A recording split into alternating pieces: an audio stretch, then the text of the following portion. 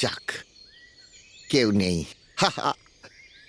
লুচি and তরকারি, লুচি and কে? ও তুই? লুচি লুচি বেশি বেশি দিয়ে ফেলেছিলে। বিটুটা গুনতে অব্দি শেখেনি। বিলটু গুনতে শিখিনি। চুপ করে কথা বলবি একদম।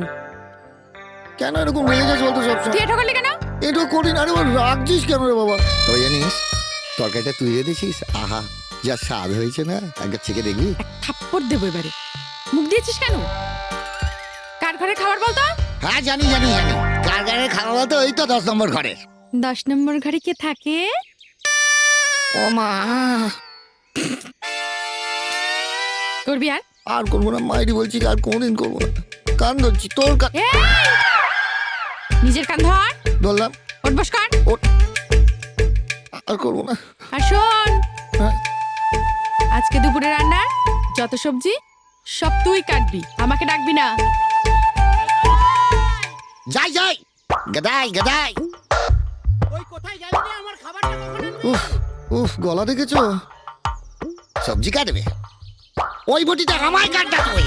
যাই যাই। হ্যাঁ চ চ চ চল সত্যি দাদু, রেজাল্টটা খুব খুশি হবে। সব এবার তো বন্ধু দাদুর কাছেই মিলে পড়বো গেছে। কিন্তু। দাদু, আমাদের পরীক্ষার রেজাল্ট বেরিয়েছে। আমরা সবাই পাস করেছি। ওরে বাপ রে বাপ, খুব ভালো, খুব সুন্দর, তুমি যা যা অঙ্কগুলো করে দিয়েছিলে পরীক্ষায় সেইগুলো এসেছিল। আরো ভালো, আরো ভালো। আর দাদু, বঙ্গানুবাদ গুলো কি রে বল? সব মিলে গেছে। দাদু, বাবা বলেছে এবার থেকে তোমার কাছেই পড়তে। আমার কাছে তোমরা যেরকম রেজাল্ট করেছো, আমি আর কি পড়াবো? কেন? আমাদের যদি পড়াতে পারো, ওদের কেন পড়াতে পারবে না? আমাদের পড়া তো আরো সোজা। পড়া কোনোদিন কঠিন হয়? শুধু একটু মন দিয়ে পড়তে হয়। হ্যাঁ, দাদু, তাহলে বলো তুমি আমাদের পড়াবে তো? আমি তোদের পড়াবো বউ।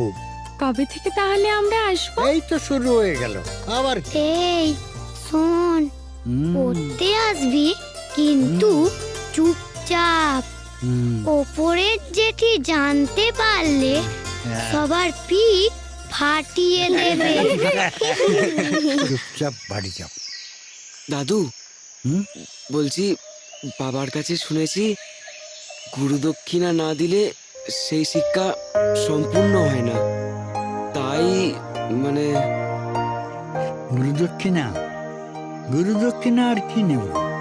শুধু একটা কথা মনে রাখিস, বড় হয়ে তোদের মা বাবাকে আর বৃদ্ধাশ্রমে পাঠাস না, সেটাই আমার দক্ষিণা।